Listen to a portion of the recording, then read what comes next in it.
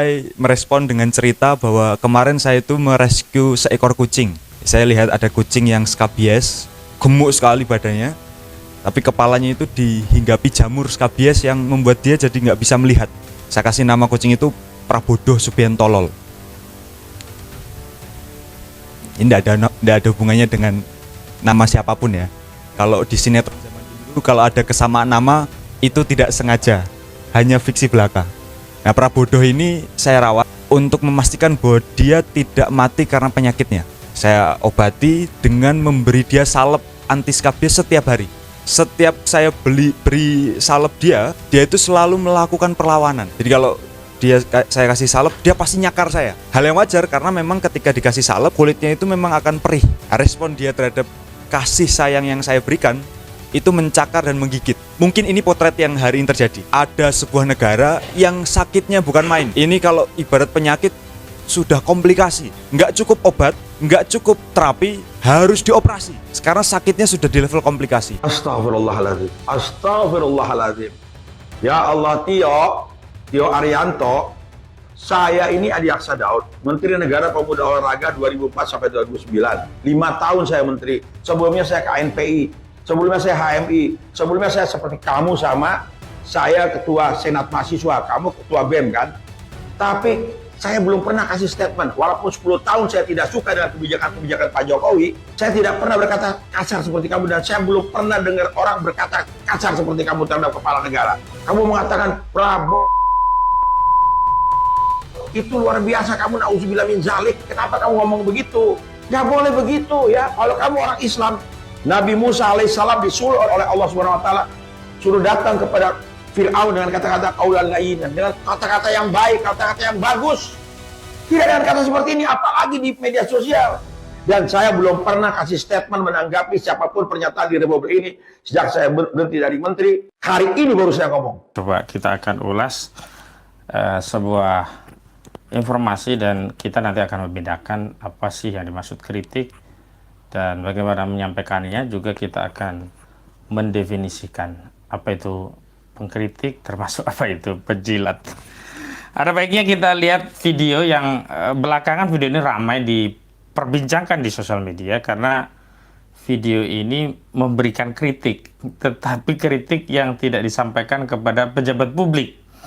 Kritik kepada seseorang yang justru sedang fokus mengkritisi pejabat publik. Kritik dari seseorang yang tidak pernah mengakses anggaran negara.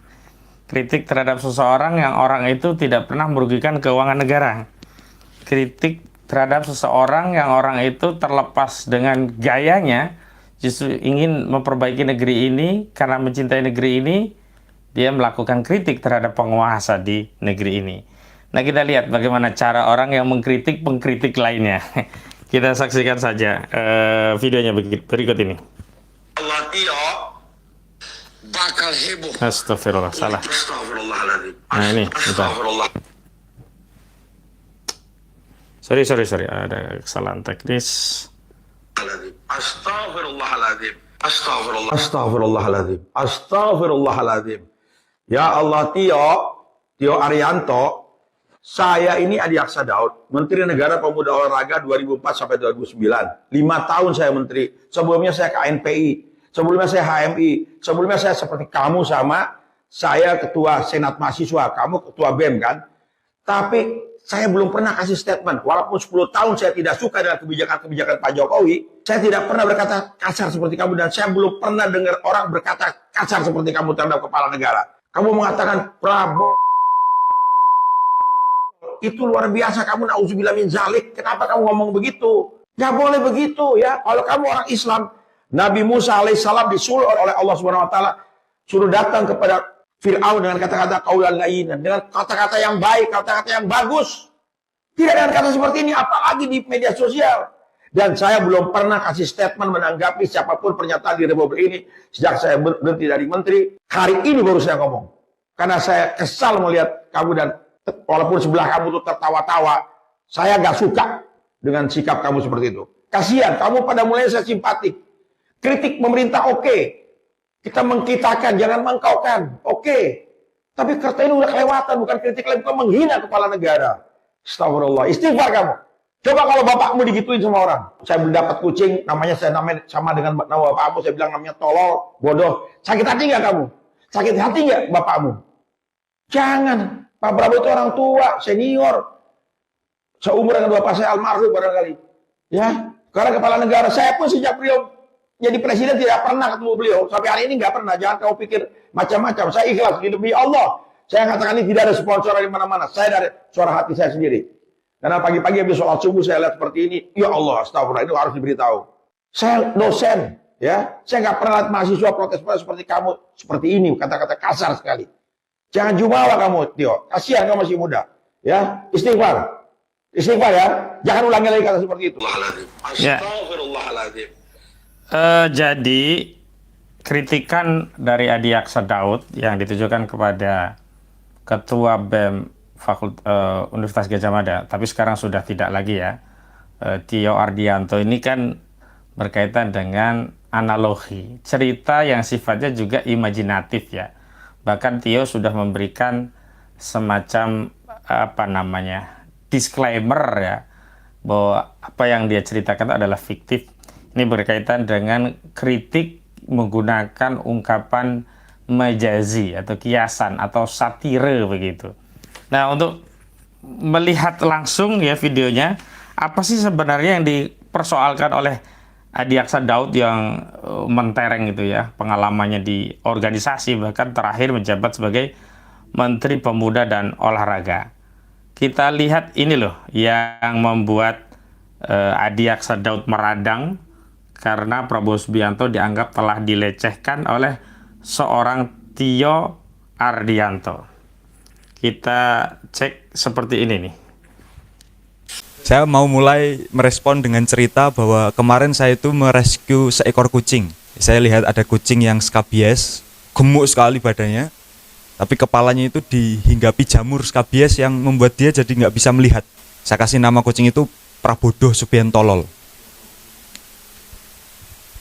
Ini tidak ada hubungannya dengan nama siapapun ya. Kalau di sinetron zaman dulu itu kalau ada kesamaan nama itu tidak sengaja, hanya fiksi belaka.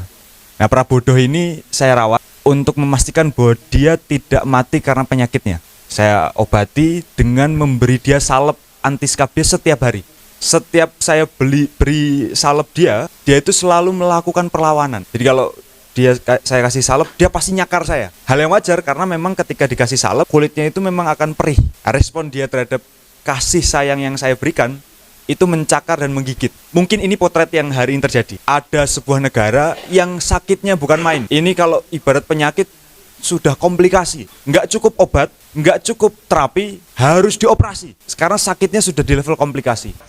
Kritikan Tio Ardianto, ex-ketua Badan Eksekutif Mahasiswa Universitas Gadjah Mada, yang kemudian direspon dengan bahasa yang menurut saya juga metaforanya terlalu tinggi, seolah-olah seorang Tio telah melakukan suatu dosa yang luar biasa, dan dosa itu dilakukan kepada orang yang korbannya juga masif gitu.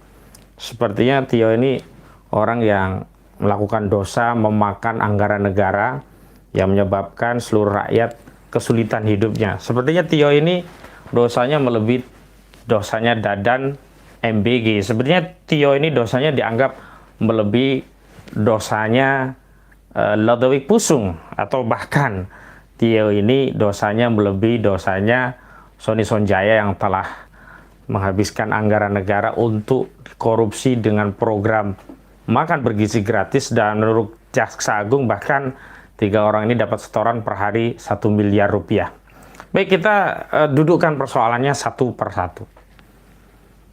Yang pertama, kritik itu menjadi objektif manakala seseorang yang mengajukan kritik itu tidak hanya pada satu pihak yang sedang mengkritisi pihak lainnya, tetapi kepada kedua belah pihak. Misalnya dalam konteks pemerintahan, sampai hari ini kita belum pernah mendengar kritikan seorang Adi Aksa Daud terhadap proses penyelenggaraan pemerintahan yang dipimpin oleh Prabowo Subianto. Kendati kita sudah terlalu banyak melihat anomali bahkan kontradiksi kebijakan yang dibuat oleh Presiden Prabowo Subianto yang dampaknya tentu mengimbas kepada seluruh rakyat. Yang paling kita bisa lihat langsung dampaknya merusak itu adalah program makan bergizi gratis, di mana program ini ternyata hanya membakar anggaran negara.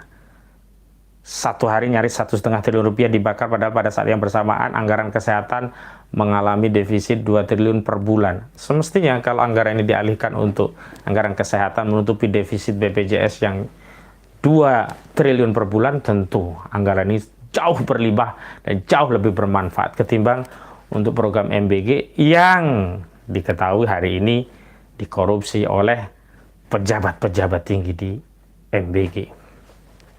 Atau setidaknya ketika ada kenaikan dolar terhadap rupiah atau terpuruknya rupiah terhadap dolar, kita juga tidak pernah mendengar Adi Aksa Daud bicara dan memberi kritik atau masukan kepada pemerintah tentang bagaimana mengelola ekonomi, mengelola moneter, mengelola fiskal kita, bagaimana agar rakyat jangan hanya dijadikan objek penarikan pajak, bagaimana agar sumber daya alam kita yang melimpah, yang menurut ketentuan pasal 33 ayat 3 Undang-Undang Dasar 1945 bahwa bumi, air, dan kekayaan yang terkandung di dalamnya dikuasai oleh negara dan digunakan sebesar-besarnya untuk kemakmuran rakyat, sehingga negara tidak perlu menarik pajak, sehingga seluruh sumber daya alam yang hari ini dikuasai oligarki, baik itu dalam bentuk tambang yang melimpah, hutan yang kaya raya, kemudian laut yang luas, itu bisa memberikan benefit bagi penyelenggara pemerintahan, bisa menjadi sumber fiskal. Tidak ada. Lalu tiba-tiba tidak ada angin, tidak hujan, tiba-tiba seorang Adi Aksa Daud mengkritik Tio Ardianto yang padahal oleh Tio sendiri, apa yang dia sampaikan tadi sudah diberikan disclaimer. Ini kalau mengutip kisah sinetron zaman dulu, ini kalau ada kesamaan cerita hanya kebetulan dan ini hanya fiksi belaka.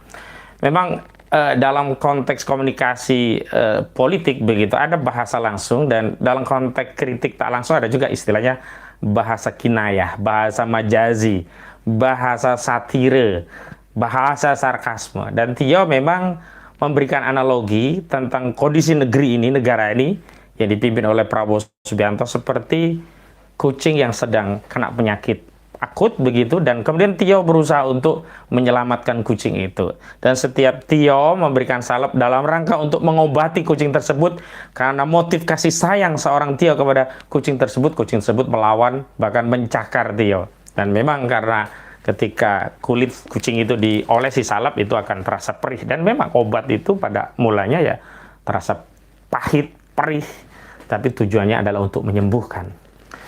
Nah, memang ada masalah di konteks pemberian nama yang menurut Adi Aksa Daud itu diminta oleh Tio istighfar dan minta agar Tio menganalogikan jika itu terjadi pada dirinya, jika itu terjadi pada ayahnya. Jadi ketika Tio Ardianto menyebut nama kucingnya dengan nama Prabodoh Subiantolol. Dan memang ini menjadi khasnya seorang Tio ya, bukan hanya soal Prabodoh Subiantolol. Sebelumnya Tio juga membuat akronim yang singkatannya berbeda dengan apa yang dipahami publik, tapi dengan sarkasme atau satir yang diberikan Tio itu publik jadi paham makna daripada singkatan itu, jadi lebih mudah untuk memahami kritikan yang disampaikan oleh mantan ketua BEM UGM ini. Misalnya ketika MBG itu disebut sebagai program makan bergizi gratis, Tio memberikan satir bahwa MBG hakikatnya bukan makan bergizi gratis, tetapi maling berkedok gizi. Dan hari ini terbukti ketika ada 3 petinggi dari Badan Gizi Nasional ditetapkan tersangka, dan sekarang sudah bertambah 2 lagi. Satu di pengadaan listrik begitu, satunya lagi saya kurang tahu, yang jelas sudah ada 5 tersangka. Ini kan menjadi konfirmasi bahwa oh iya benar memang MBG itu menjadi maling berkedok gizi. Maling-malingnya hari ini sedang ditangani oleh Kejaksaan Agung.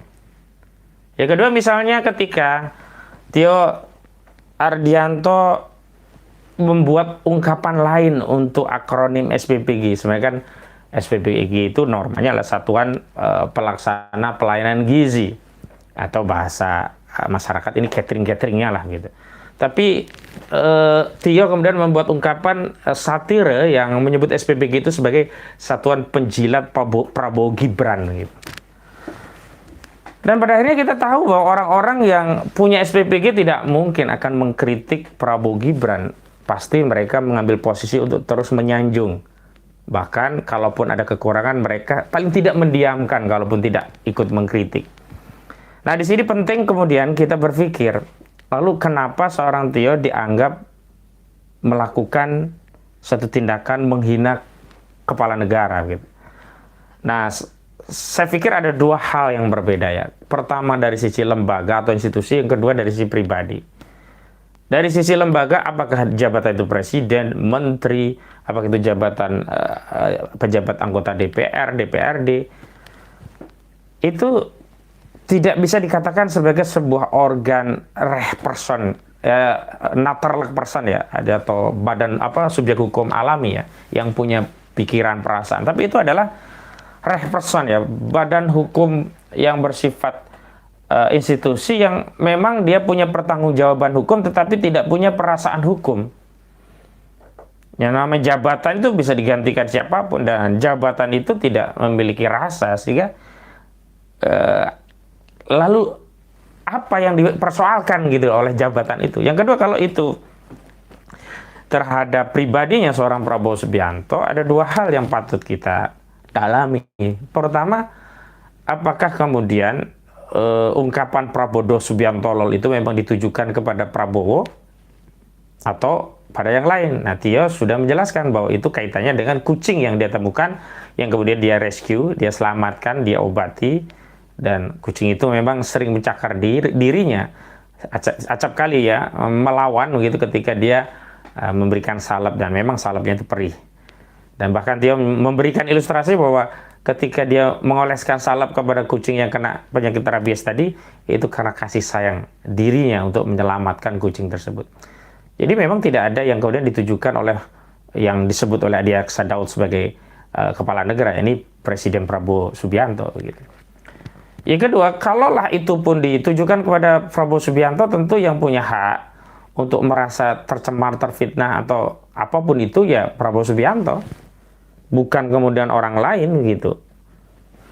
Lalu di mana letak ada masalahnya begitu? Nah, kalau itu kaitannya tentang moral, saya pikir kita harus bertanya, apakah lebih bermoral Tio yang mengkritik dengan bahasa satire dengan seorang wakil presiden yang memanfaatkan pamannya di Mahkamah Konstitusi dan merusak konstitusi negeri ini, di mana sebelumnya usia yang belum 40 tahun tidak bisa menduduki jabatan sebagai wakil presiden, tetapi hari ini hukum ya dirusak, dilabrak, dibuat sedemikian lupa agar tunduk pada kehendak politik, sehingga seseorang yang sebenarnya masih anak bawang berumur usia 40 tahun tidak sah untuk menjadi calon wakil presiden, hari ini dilegitimasi. Apakah ini tidak lebih menghinakan sendi-sendi bernegara kita? Apakah ini tidak lebih melecehkan konstitusi? Apakah ini tidak lebih menghinakan negara, bahkan bukan kepala negara, negara, seolah-olah negara itu ada di bawah otoritas kehendak orang-orang yang hari ini rakus terhadap politik. Nah, juga kita harus tegaskan apa sih yang menjadi motif daripada orang yang mengkritik, dan apakah orang yang membela orang-orang yang punya jabatan itu sebenarnya benar tulus motif pribadi atau hanya menjadi penjilat saja gitu. Nah, kalau orang mengkritik itu dia tidak hanya melakukan kajian terhadap fakta, dia juga mengungkap ada apa di balik fakta itu yang anomali atau kontradiksi, kemudian dia mendiagnosa masalah itu dan kemudian dijelaskan ini loh masalahnya. Dan seorang Tio Ardianto telah mendiagnosa program makan bergizi gratis yang hakikatnya adalah maling bergedok gizi dari berbagai aspek, dari sisi alokasi anggaran yang dari pendidikan dialihkan kepada urusan yang sebenarnya tidak tepat kalau itu dianggap untuk menghilangkan problem stunting, karena problem stunting harusnya masuk alokasi dana sosial atau kemensos begitu. Belum lagi ketika bicara tentang SPBG yang itu punya motif untuk mendapatkan keuntungan ekonomi dari proyek menjadi catering ini, dan pasti itu akan menjadi relawan ya, bayangan dalam menjaga kekuasaan Prabowo, karena tidak mungkin SPBG tadi akan memilih presiden lain karena khawatir program itu akan dihilangkan, sehingga dia akan tetap membela Prabowo pada periode selanjutnya, sehingga mereka tetap punya keuntungan ekonomi berkelanjutan sebagai pengelola SPBG atau pengelola catering makan bergizi gratis. Nah, sekarang apa itu penjilat? Penjilat itu orang yang ketika ada masalah, ada anomali, itu mendiamkan. Ketika ada kritik terhadap suatu masalah, justru membela dengan berbagai dalih. Nah, kalau Adiaksa Daud ini menggunakan dalih pertama, seolah-olah dia lebih senior. Kedua, seolah-olah dia lebih berpengalaman dalam organisasi, bahkan sudah memegang jabatan sebagai seorang menteri pemuda olahraga. Sebelumnya dia banyak di organisasi, ketua senat, juga pernah di HMI dan seterusnya. Ketiga, yang paling penting, seolah-olah dia lebih bermoral daripada seorang Tio Ardianto. Ungkapan istighfar itu menurut saya terlalu lebay. Harusnya ungkapan istighfar itu disampaikan oleh seorang Adiaksa Daud kepada Prabowo Subianto, agar Prabowo Subianto istighfar. Kenapa dia masih terus mempertahankan Mayor Teddy Indrawijaya yang telah dikritik secara terbuka oleh Amin Rais, dan Amin Rais pun sudah terbuka meminta agar Prabowo Subianto menjauhkan dirinya dari lendotan Teddy Indrawijaya.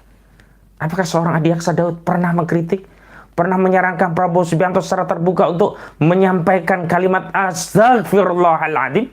Tidak. Atau istighfar itu disampaikan oleh seorang Adiaksa kepada pemerintah secara umum. Kenapa hari ini BBM naik di tengah kesulitan masyarakat makin mencekik? Atau mempersoalkan tentang kenaikan 22% pajak bagi UMKM yang sebelumnya 0,5% di tengah kesulitan ekonomi yang luar biasa ini. Di mana kalimat istighfar itu? Kenapa hanya kepada Tio? Walaupun tidak salah juga menasihati Tio untuk istighfar. Tetapi dalam konteks apa yang disampaikan Tio, saya tidak sependapat bahwa itu sebuah penghinaan kepada Prabowo. Sudah ditegaskan bahwa ketika Prabowo merasa tersindir, itu soal yang lain. Dan bahkan memang hari ini kritik-kritik kepada pejabat publik kita tidak bisa dengan cara-cara halus, karena mereka sudah terlalu peka telinganya, sudah terlalu buta matanya, dan sudah terlalu banyak membatu terhadap apa yang hari ini menjadi masalah-masalah dan terhadap apa yang selama ini menjadi aspirasi rakyat. Coba bayangkan, Agustus 2025 yang lalu sudah ada demo besar-besaran mahasiswa, sudah ada tuntutan reformasi Polri, sudah ada nyawa yang melayang. Ada satu ojek online bernama Avan Kurniawan melayang dilindas kendaraan taktis dari Brimob, aparat kepolisian. Tuntutannya reformasi Polri. Salah satu indikator bahwa reformasi Polri itu sudah berhasil diantaranya adalah mencopot Kapolri. Lalu apa yang dilakukan oleh Prabowo Subianto? Alih-alih mencopot Kapolri Listo Sigit Prabowo, bahkan hari ini undang-undang polisi memberikan tambahan usia pensiun bagi pejabat Polri. Bahkan Kapolri atau perwira tinggi bisa sampai usia 63 tahun. Adakah istighfar yang disampaikan Adiaksa Daud kepada Prabowo Subianto? Lagi pula sebenarnya tidak level lah seorang mantan Menteri Pemuda Olahraga hanya mengomentari ketua BEM lah. Ya dia harusnya fokusnya apple to apple-nya dia mengkritik menteri lah minimal. Atau yang lebih bagus mengkritik presiden. Kenapa? Karena kesalahan Tio paling hanya berdampak pada Prabowo seorang. Tetapi kesalahan Prabowo itu berdampak kepada 280 juta penduduk Indonesia. Dan mengkritik Tio nggak ada resiko. Kalau mengkritik kekuasaan, mengkritik Prabowo, resikonya sudah pasti ada. Tio sendiri sudah ada resiko ancaman akan pembunuhan, termasuk resiko ditawari jabatan, termasuk resiko-resiko yang dalam setahun ini dia sudah lewati. Bagaimana dengan orang yang mengkritik pengkritik atau orang yang mempersoalkan kritikan orang lain? Apakah ada resiko? Nggak ada. Apa resiko yang akan diterima oleh Adiaksa Daud? Nggak bisa, nggak ngapa-ngapain. Paling Tio hanya memberikan komentar. Kalaupun dia kekuasaan itu jika menghasilkan kebajikan, maka seluruh rakyat akan menikmatinya. Sebaliknya jika kekuasaan itu menimbulkan mudarat, maka akan berdampak kepada seluruh rakyat. Dan ini adalah core bagi orang yang ingin mendapatkan gelar sebagai seorang Sayyidus Syuhada. Kenapa? Karena Rasulullah SAW bersabda, Sayyidus Syuhada Hamzah bin Abdul Muttalib wa rijalun qoma inda sultanin jair wa amaruhu wa nawahu wa qatalahu.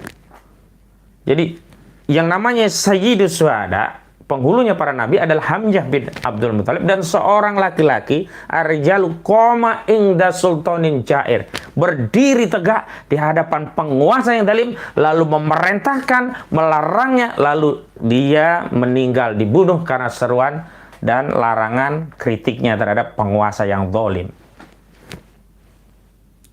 Jadi saya lihat kayak apa ya, salah kamar gitu loh. Kok kita hari ini sibuk mempersoalkan anak muda yang justru kita harus bersyukur bahwa ada cara yang kurang pas, itu kan subjektif saja. Sementara hari ini justru mungkin mayoritasnya, dan saya termasuk orang yang setuju menyampaikan kritik sekarang ini dengan bahasa yang lebih tegas, dengan sarkasme, dengan sesuatu yang bisa membukakan mata rakyat bahwa ini loh hakikat kerusakannya. Karena nggak bisa sekarang menjalankan kekuasaan sudah rusaknya begitu brutal kok kita kemudian menasihati penguasa, monggo bapak panjenengan niku mboten saged ngaten, kedahipun panjenengan ngeten mboten pidato ingkang meranani penggalihipun rakyat, panjenengan kedahipun ya saged nrimo nopo ingkang dados aspiranipun rakyat, misalnya begitu,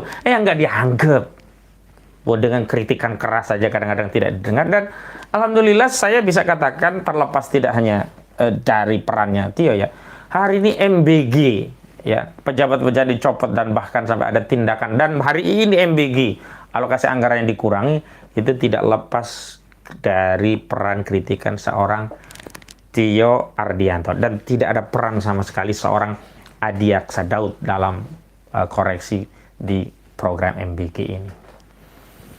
Sesekali kecilnya dirahmati oleh Allah Subhanahu wa Ta'ala, kadang-kadang kita mendengar sebuah ungkapan-ungkapan yang seolah-olah itu agamis, seolah-olah itu bagian dari kasih sayang, seolah-olah itu bagian nasihat, tetapi pada sisi yang lain sebenarnya ini ingin membuntal suatu kezaliman dengan bahasa-bahasa yang santun. Padahal hari ini harus jelas mana itu kezaliman, mana itu al-haq, mana itu al-batil. Sama seperti pada beberapa waktu yang lalu saya menggunakan ungkapan bahwa kalau ada orang yang diam melihat kezaliman, itu seperti setan bisu. Tetapi kalau ada orang yang bicara membela kezaliman, itu seperti setan yang bicara, atau setonun natik, juru bicara setan. Hari ini tinggal kita pilih, apakah kita menjadi pengikutnya Hamzah yang kita berlomba-lomba untuk menjemput status sebagai Sayyidus Syuhada, atau menjadi setonun natik atau setan yang bicara, atau setidaknya menjadi setonun akhros, setan bisu.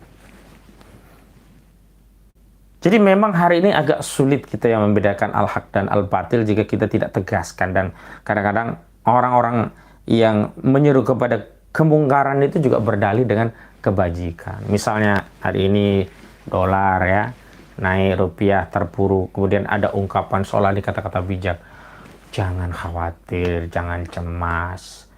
Zat yang menjamin rezekimu ketika dolar itu masih lemah, itu adalah Allah Subhanahu wa Ta'ala. Dan yang akan menjamin rezekimu ketika dolar itu naik adalah Allah Subhanahu wa Ta'ala. Padahal ini nggak ada kaitannya dengan keyakinan bahwa ar-rizqu minallah, bahwa rezeki Allah yang jamin. Tidak ada kaitan. Ini kaitannya dengan amal. Bagaimana amal seorang pemimpin yang mengelola negara yang berdampak kepada kesengsaraan rakyatnya, di mana hukum syara memerintahkan kita untuk berdakwah, muhasabah lil hukam, mengingatkan penguasa, bukan melegitimasi keadaan. Ini kan hampir sama orang kemalingan motor, ada masalah dan bisa dicegah, lalu dia bicara begini, ya sudahlah, waktu punya motor ya Allah juga menjamin rezekimu, nggak ada motor juga Allah tetap menjaga. Ini orang ya, kalau cara kita berpikir seperti itu, akan kejahatan akan merajalela, penguasa makin zalim, tidak ada yang meluruskannya gitu. Dan tadi apa yang kemudian disampaikan dengan mengutip peristiwa Harun dan Musa kepada Fir'aun, gini ya, bahwa kisah-kisah di dalam Al-Quran itu tidak semua menjadi syariat kita. Ada hanya kisah yang menceritakan bahwa dulu ada hal yang demikian. Sementara yang mengikat bagi kita itu bukan syariatnya Fir'aun, bukan syariatnya Nabi Musa, bukan syariatnya Nabi Harun. Kita bagi umat Islam yang mengikat bagi kita adalah syariatnya Rasulullah SAW. Dan jangankan Rasulullah, Al-Quran pun dalam mengkritisi kemaksiatan, kemungkaran, kekafiran tegas. Misalnya Abu Lahab. Apa coba panggilan mulia bagi Abu Lahab itu? Abu Hakam, bapaknya hukum, orang yang paling bijak, orang yang paling baik di kampungnya, orang yang paling ngerti di komunitas Quraisy saat itu, orang yang paling terhormat. Tetapi Allah kemudian menyampaikan firman kepada Rasulullah yang membongkar hakikat bahwa di balik Abu Abu Lahab ini adalah orang yang berbahaya dan ini menjadi kayu bakar di neraka bersama istrinya. Maka tabat syada Abi Lahab wa tab. Coba, kurang apa itu bahasa Al-Quran? Ya bahwa ada pilihan misalnya seorang Abu Bakar yang dia dengan kebijakannya bahasanya lembut. Kemudian ada yang tegas, Umar bin Al-Khattab mengambil pilihan itu. Kan sama saja tetap menyampaikan syariat Allah. Kenapa Umar bin Al-Khattab disebut dengan Al-Faruq? Karena ada orang yang sudah diberitahu keputusan hukum oleh Rasulullah, masih bertanya kepada Abu Bakar, lalu bertanya lagi kepada Umar, lalu Umar menghunus pedang dan memenggal kepala orang tadi. Jadi hakikatnya orang tadi adalah munafik, orang tadi sebenarnya tidak beriman kepada Rasul. Sudah dijawab oleh Rasul, masih nanya-nanya lagi. Maka disebut dengan Al-Faruq, pembeda antara Al-Haq dan Al-Batil. Jadi hari ini kita fokus muhasabah lil hukam, mengoreksi penguasa, tidak sibuk ngoreksi yang tidak pas juga begitu loh. Kemana seorang Adi Aksa Daud yang mantan Menpora itu selama ini melihat kezaliman di mana-mana? Baru kali ini saya mendengar dia keluar videonya dan justru bukan mengoreksi kekuasaan, bahwa dulu dia kontra kepada Jokowi. Apakah karena hari ini dia pro Prabowo sehingga dia mendiamkan semuanya? Nah, itu yang saya kira kita hari ini tidak peduli ya tokoh apapun, kalau memang dia justru melindungi kezaliman dengan berbagai modus, ya kita tidak peduli, kita tetap harus menyuarakan. Dan terus pada Tio Ardianto, teruslah berjuang, itu dalam konteks agama Islam disebut dengan muhasabah lil hukam, tapi niatkan semuanya untuk mencari ridha Allah Subhanahu wa taala. Dengan niat itu bahwa ini bagian dari dakwah amar ma'ruf nahi munkar, sehingga ketika terjadi apapun kita mendapatkan predikat syahid, mendapat predikat sebagai seorang sayyidus syuhada. Sebab kalau tidak diniatkan karena Allah, tidak diniatkan untuk tegaknya syariat Allah Subhanahu wa taala, maka akan mendapati kematian yang sia-sia. Karena itu niatkan semuanya ibadah kepada Allah dan abaikan saja orang-orang seperti Adi Aksa Daud. Demikian, billahi taufiq wal hidayah. Wassalamualaikum warahmatullahi wabarakatuh.